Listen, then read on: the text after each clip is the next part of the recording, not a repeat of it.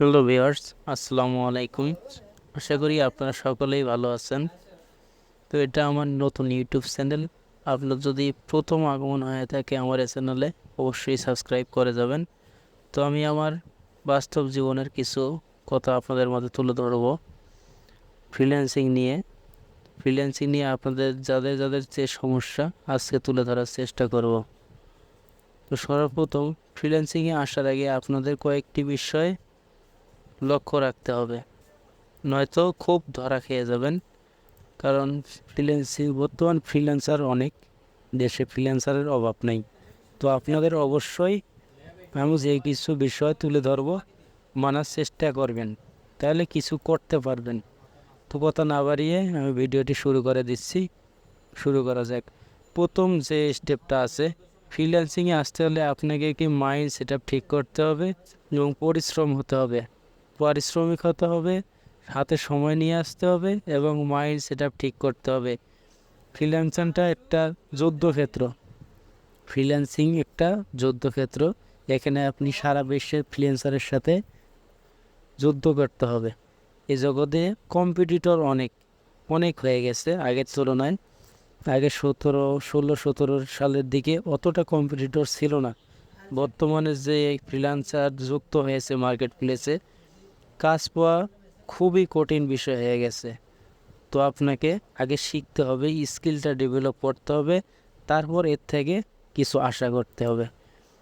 আপনি 3 মাসের অথবা 6 মাসের ট্রেনিং নিয়ে লাখ লাখ টাকা ইনকাম করা, এটা সম্পূর্ণটাই ভুল।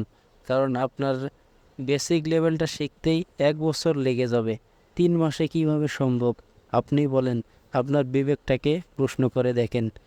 তো কখনোই এ আশা করা যাবে না। ঠিক আছে, আপনাকে এখানে ইনকাম করতে হলে পরিশ্রমের কোনো শেষ নেই। আপনি যত পরিশ্রম করবেন, স্কিলটাকে যত ডেভেলপ করবেন, অতই শিখতে পারবেন, জীবনে কিছু করতে পারেন। ফ্রিল্যান্সিং স্কিল শেখার জন্য মিনিমাম আপনাকে 1.5 থেকে 2 বছর টাইম নিয়ে আসতে হবে।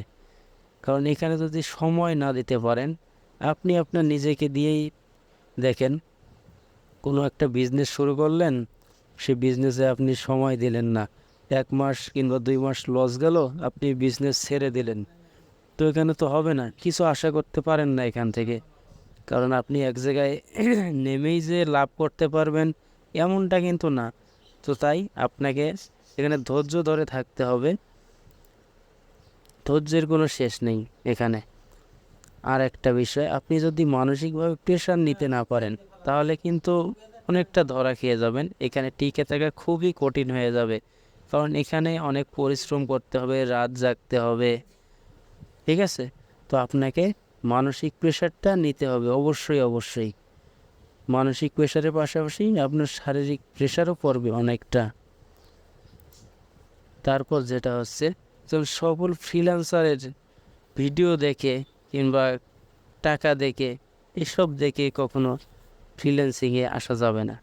কারণ একজন ফ্রিল্যান্সার টাকা দেখলেই যে, একজনকে দেখলেন যে ও লাখ লাখ টাকা ইনকাম করতেছে, আমিও লাখ লাখ টাকা ইনকাম করব, তার একটা কোর্স করে, এসবের ফাঁদে কখনো পড়া যাবে না। আপনি ধৈর্য নিয়ে পরিশ্রম করতে থাকেন, সফলতা একদিন পাবেন ইনশাল্লাহ।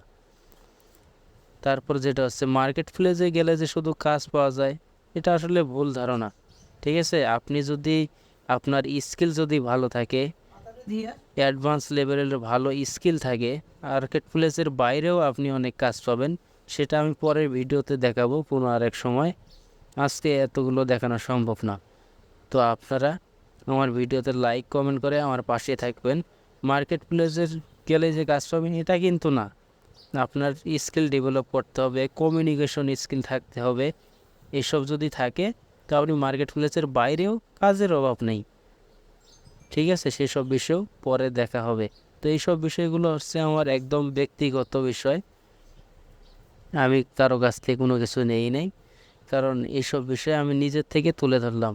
আপনি যদি ভিডিওটা ভালো লাগে, অবশ্যই লাইক কমেন্ট করবেন। ধন্যবাদ সবাইকে। আসসালামু আলাইকুম।